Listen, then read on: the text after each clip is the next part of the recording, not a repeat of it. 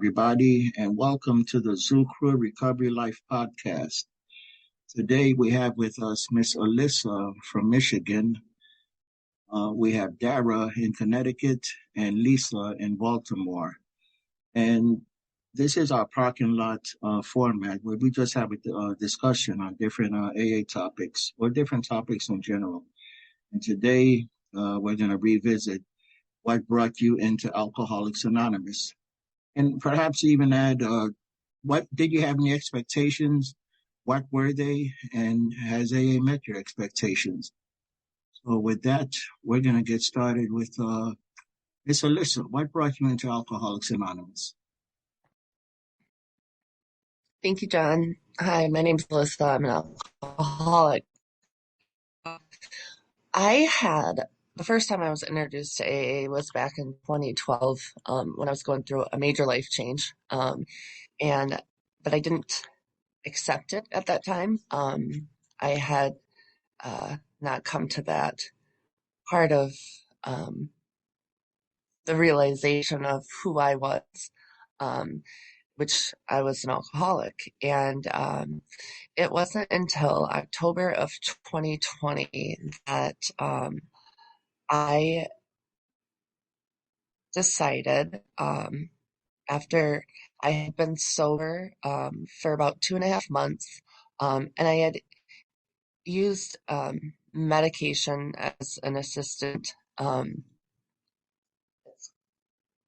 don't know if I'm able to say it, but totally legal. But No, it's your story. it So is. it's your story. You can tell us whatever you want to. Uh, all right, cool. It's naltrexone, so it's supposed to deter the cravings, and if you were to drink on it, it can make you very sick and intensify the effects. Well, situation happened. I wasn't spiritually fit. Um, I may have been sober for a period of time, but I wasn't spiritually fit. And I wouldn't have been able to recognize that today if this event wouldn't have happened. Um, but a situation happened where my emotions took over and I wanted to isolate, and I did. And I decided to pick up and on that medicine. Um, it it didn't take a lot for me to get to a point where I don't remember. And unfortunately, I decided to get behind the wheel of the car. Um, and I mean, the story ends with me waking up on a mat and in a cell, and I had lost total control. Um, but within 24 hours of being released, I was able to, I mean, I was scared to death. I, there was another person in the car with me, and then she had her kids, and I was like, I would never consciously, put somebody in danger like that. I mean, you know, I think about it now, but I did that with just even putting myself in a vehicle. But I mean, heaven forbid putting kids. And, so anyway, I was desperate. I couldn't believe it had gotten to this point. And I was willing, and I have a friend who is a life recovery coach, and she suggested online meetings, and I logged into, at the time it was the 8:15 a.m. meeting, and John was hosting, and it was October 5th, or excuse me, October 6th of 2020 at 8:15, and I logged on, and that was honestly the day that turned my life around, for the opportunity for it to be um, something other than what alcohol was making it. And that was making it I mean, it wasn't making a life for me. It was destroying everything that I had. I mean, um, there was a lot of stuff that went on as far as legally. I did have to serve some time um, because there's statutes and they're there for a reason. And I did my time, and all while doing that, I was working the program. Um, and it wasn't fun. I will never volunteer to go back. Um, but, I know my higher power was there with me the whole time. I had so many God shots, and, you know, I was supposed to be there for a certain amount of time and then ended up getting out earlier, and because of good time, and then because I was working, and you know um I wasn't expecting that. I was honestly expecting the maximum, and but what I got out of what brought me into AA was a horrible situation. Thankfully nobody was hurt, and I thank my higher power for that every day, because there could have been severe consequences outside of my legal issues. Um, you know, and but coming to AA and applying for the program point was Hey, let's say at your audio's bottom, which I cutting hope out. is. We'll come back to you. It sounds like you got a nudge from the judge to come to AA. But yeah, we're gonna go to Darragh, and then Lisa, and then we'll open it up for yeah, yeah. Go ahead, Miss Darragh. What brought you into AA? Hi, thank you. I'm Darragh. I'm an alcoholic. Well, what brought me into AA, I actually grew up in the program. I come from a long line of alcoholics, direct descendant, just um, parent to child kind of a deal, a big Irish Catholic family. Anyway, my parents met in the program. I have an older brother in recovery. As a kid, but I started drinking when I was 15. And when I tried talking about my own drinking in an Alateen meeting, our sponsor immediately said, "This is not an AA meeting." And that was like, to me, like, what, So I always knew I was an alcoholic. I romanticized alcohol since I was a child, even though, it wasn't a part of my upbringing yet, aside from seeing my brother drink. So I was a blackout, fall down drinker, but from the age of 15, and my life was really unmanageable at that point. But I plowed through somehow, and I did go to college. I somehow managed to graduate college and have a career, but it simultaneously dipping in and out of AA when I had a major crisis due to my excessive drinking. So that continued for years. And, I see now, I guess, that my higher power, because I did believe in God, in a God, and my higher power was not getting through to me at that point, because my channel was completely blocked. So my life, this is throughout my 20s, and I was fired from several jobs and continued to drink.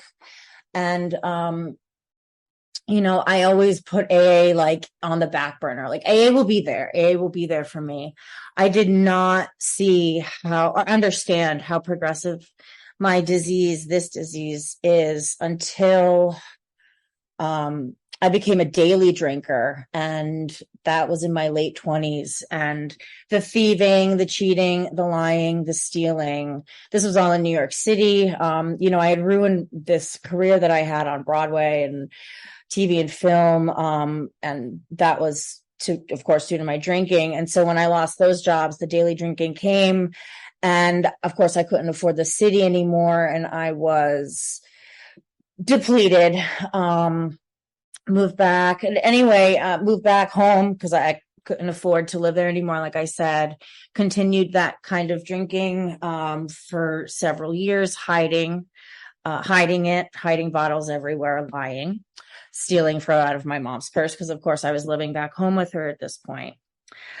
In my early 30s, like around age 31 or 32, I had been married for 2 years. I moved down to Miami, Florida to take care of my father-in-law. My alcoholism, by the way, of course, followed me everywhere I moved and tried to move, or I tried to escape from and run away from. And I used alcohol to get through taking care of my father-in-law with cancer and chemo. And that was a disaster, a huge, huge disaster. Again, my mom describes it as crossing the invisible line. I was physically, mentally obsessed and dependent on alcohol. I was completely naive to the fact that you could have seizures. I had my first seizure in front of my poor husband. I had no idea that could happen. And then I had 8 more seizures throughout that same year. So I would continue to drink in and out of hospitals until my mom came down and again, rescuing me and enabling me and taking me back to Connecticut, where this all continued until I finally went into treatment. I was still having seizures back in Connecticut until I finally went into treatment for the first time. Again, drank as soon as I got out, had a rehab romance, which was a disaster for everyone involved. I also then, so that continued for about another year. This is like up to 2019. I stopped having seizures because, of course, I was trying to control the drinking and in and out of AA. And I got my first DUI at, I guess I'm 33, 34 at the time. It's 10 o'clock in the morning, completely, totally gone by that point. And hit a middle-aged woman head on and blacked out in the middle of the arrest. And I'm trying to control everything, of course, right? It was a big, huge, huge humiliation, disaster, arrest, etc. That was probably the final. I mean, I don't even want to call it my bottom because, I still had yets in me, I'd already been arrested 3 times at this point. So jail, institution, and death was inevitable, I believed. And I continued to go to AA. COVID happened. I continued to Zoom saved my life. I did do Zoom meetings drunk, but AA until it was, until I wasn't doing it drunk anymore and I was listening. And I don't know what happened, but I had a spiritual experience through this program where I had to stop when I stopped comparing myself to the other alcoholics in my life and my family. When I got on my knees and prayed and begged to my higher power to take this away from me because there was nothing else. I mean, I came in these rooms crawling on my knees and lying in bed in front of a screen, but I had to stop talking and I had to listen. And a psychological change happened and a spiritual experience happened. And slowly but surely, one day at a time, I haven't had a drink in 269 days. I do not work a perfect program by any means, but I do a meeting, if not 2 or 3 every day. I'm in grad school right now by the grace of God and through working this program, really because of my higher power and this program. And like I said, I do not work a perfect program at all, but I pray and I listen more than I talk still because I'm still a newcomer. But so far it has saved my life.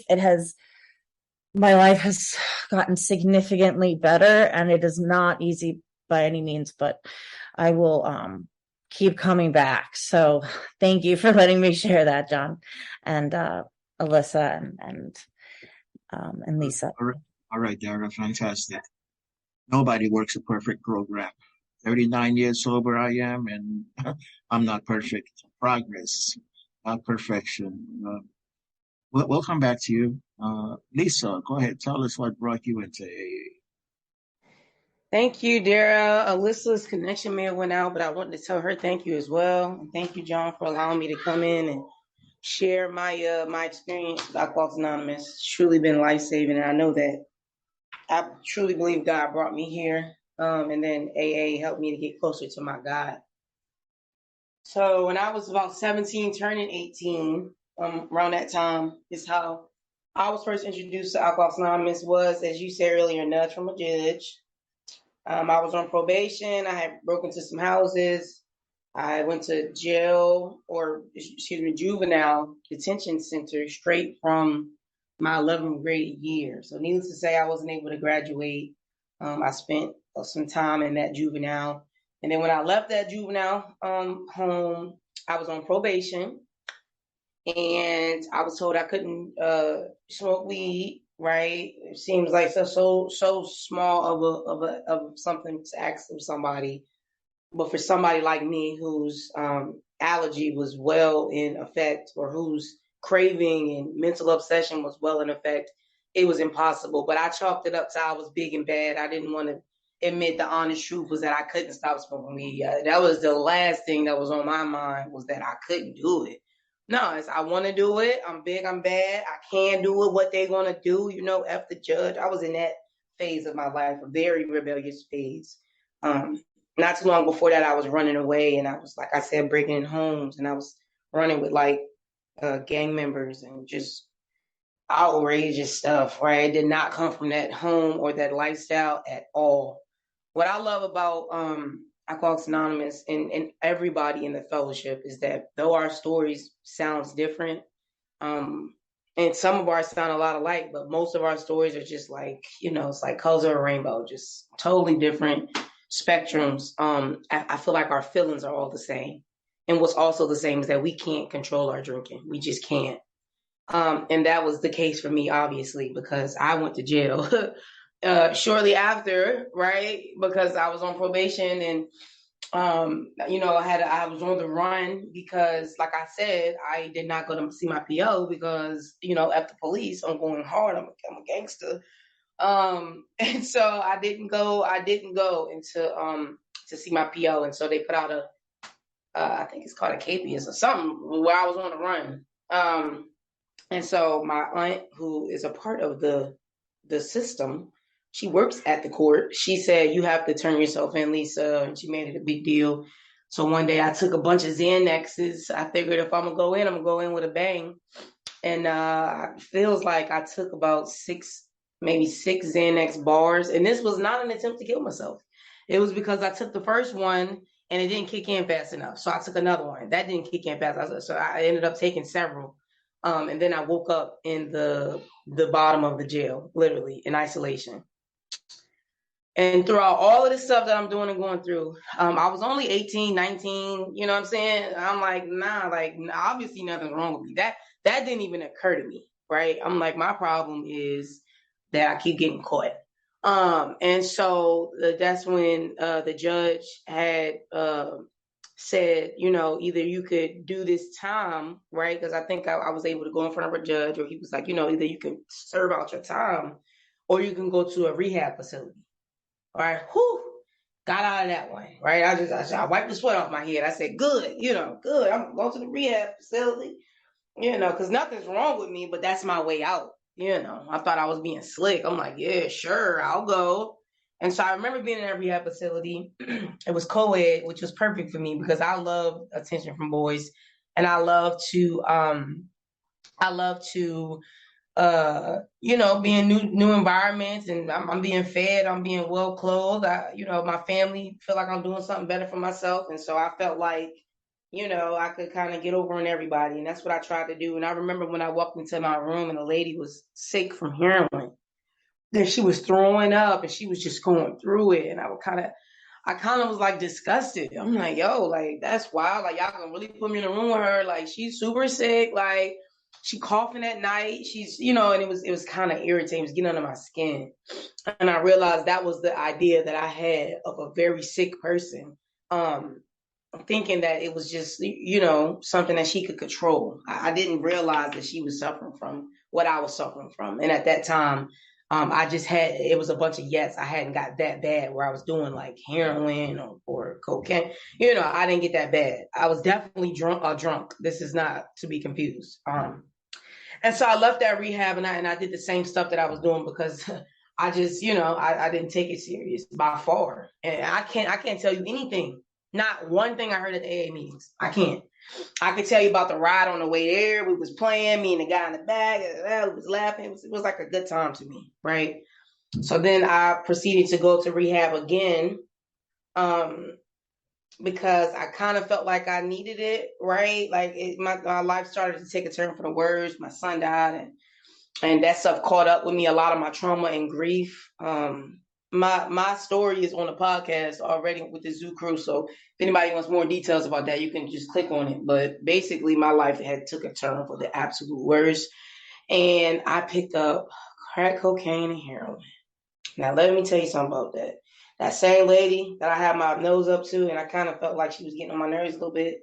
I had become worse than her for sure. Right? I'm talking about in the way that I looked. I started to look like a skeleton. I started to have, stuff on my face. I was up for days, paranoid, scratching at myself. I was the same person that basically the type of people we see holding signs outside. I basically was exactly like that. Homelessness, staying from house to house, staying in abandoned houses with no lights, no water. I had got real bad. And so this time, I'm going to fast forward. I went to rehab again when I was pregnant with my daughter. I was about 6 months pregnant with her, 4 months left of the term. I went into that rehab by God's grace. It was a prayer I made. I'm thoroughly convinced by God. It was a spiritual experience for me. He helped me to get through those doors because technically I was not supposed to be in that rehab because I was doing heroin. I was a liability.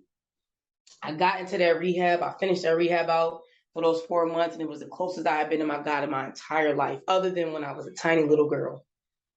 And then I went home and I did not get a sponsor and I did not do the 12 steps. But I thought that because I was healed or I was cured or something in that rehab, and I was so close to God that I was going to stick with religion and I was going to be okay. That was not the case. I went back out. Even with religion, because I don't think anybody understood me in that religion. And I never worked on my insides like I was supposed to. I didn't. I was close to God. I just didn't work on my insides. And Bill talked about that in his story as well. And so in conclusion, I was back using, and obviously the disease is very progressive. I got so much worse that I was unrecognizable to my family, to myself. I stopped going to funerals. I stopped going to weddings. I stopped going to cookouts. I was hiding out in people's houses and definitely hiding out in hotel rooms. And I had my kids with me through this journey, guys, which is probably the saddest part about all of it. And then I went to rehab in 2019. For the first time in my life, I had believed I was an alcoholic. I had fully conceded to my innermost self that something was truly, truly wrong with me. And then that was all she wrote. I've been sober since 2019 because I did what y'all told me to do. I did the steps. I'm still doing the steps. I've been sober, for a couple 24 hours, and I'm still doing the steps. I have sponsees. I do service work. I got a little meeting I'm running. I got, you know what I'm saying? And all this stuff that it really is just God's grace. It's like, I'm not that special. I'm the same crackhead, same heroin addict, same girl that, was in jail in isolation. I'm that same person, powerless in all of my actions. But today, my God has graced me with just enough power to stay sober and to be coherent enough, insane enough to do the next right thing. And that's where all of that comes from. But of course, my God is not going, I'm just granted some wish. No. I have to take action. And that is what Alcoholics Anonymous has taught me. So thank you for letting me share. And yeah, thank you. Fantastic. Thank you. I was in this discussion last week, and what brought me into AA is at 21, I just didn't feel like an adult. And I told myself when I was younger that I would never be like my father, and I turned out to be just like him. And that was the impetus for me to want to get sober at a young age, a month before my 22nd birthday. I knew alcohol wasn't the problem. My problem was, how do I get rid of the alcohol in order to start dealing with myself, which is the real problem. And I thank God that He led me to AA, and this is history. I was stationed in South Carolina in the Marines. Told some friends that I was going to sign up for a deployment to go to Japan. And when I get to Japan, I'm going to quit drinking, quit smoking, and join AA. I used to smoke 2-3 packs of cigarettes a day. I didn't drink that much. And Michelob Light was my drug of choice. 4, 5, 6 Michelob Lights got me where I needed to be. But that's only because I didn't know how to drink when I first joined the service. And I used to mix mix liquor and beer and drink on an empty stomach. So I got tired of the bed spring. So I just said, and I hated the taste of beer, but Michelob Light was okay. Plus, it got me where I needed to be. It made the voices go away. It made the fear subside. Made me feel normal. So yeah, got me in here. And I'm glad you guys took part in this. Anything more you want to say? Just thank you both. And Lisa, wow, what a powerful share. What a powerful story. And John as well, listening to other alcoholics, from all walks of life all over the world through Zoom and outside of the normal meetings, that are in my town have really not only saved my life, but like just fulfilled my heart in so many ways. It's hard to explain. So, and this has as well. So thank you so much for asking, me to share. Yeah. And also, thank you, Darragh. And congratulations on 296 days. That is literally so huge. I know many people who went out and never made it back. So a day for an alcoholic and or addict like us or like me is incredibly hard, and it's actually a huge miracle. So I'm thankful for you as well. Well, agreed. Thank you. Yeah. So Lisa and Elisa, they have their stories on the podcast, and I'm looking forward to you sharing your story with us for the podcast, Darragh. Great. Thank you. I'm looking forward to it as well. Fantastic. All right. Anything else? What did you have any expectations about Alcoholics Anonymous, either before coming in or after coming in? Did you have what did you expect, and have your expectations been met? Go ahead, Darragh. Thank you. Yeah, my expectation was to get sober. To be honest, I had to learn to take it one day at a time, but I wanted what you all had. And I knew that it was possible. I was privileged in that sense that I grew up in a house that had the program, so I knew what could happen. I guess my expectation was that it would just miraculously happen. So I had to learn that it's progress, like you said, progress, not perfection, one day at a time. And, that it's my program. It's, I have to work my own program.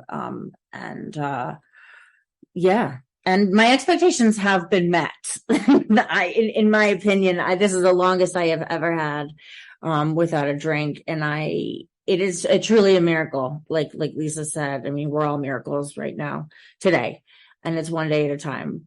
I'm amazed every day. I learn something new. So that's why I keep coming back. How long has your mom been sober? And send her the podcast. I would love to have her story on the podcast. Sure, absolutely. She's got 46 years. She got sober in the 70s in New York. So did my dad. And, he's passed away since, but my brother got sober around your age, 21, and he's been sober 20 years, but I will certainly share it with her. Absolutely. Actually, both of them, your brother too. Sure. Yeah. Yeah. I'll see if he's up for it. He's in Seattle, but yeah, absolutely. And how about you, Lisa? Any expectations? Have your expectations been met? Absolutely. I had expectations like the movies because I had never been introduced to AA. I come from a pretty dysfunctional family of alcoholics, and none of them had a solution. They just, yeah, no therapy, no, like keep it in the house, one of those type of scenarios. And so I just, all I can, get out of what AA was based on the movies. Hey, I'm Lisa, I'm an alcoholic. Hey, Lisa. Like, so that's all I seen. And I didn't understand how, talking about my issue. Because later in life, I went to therapy and I had already talked about my issue. That didn't change anything. I didn't see how definitely when y'all gave me a book, I was so mad at y'all. Like that pissed me off. Okay. Because I just came from jail and I won't read no books for real. I was trying to get into the Bible. I was trying to here and there. But I figured the only book, if any book, was gonna be the Bible that could change me, and that didn't. So I definitely didn't see how no big book, AA book, could change me or make me any different. But it was the very contents of the book. The big book called it a flimsy read, real flimsy read.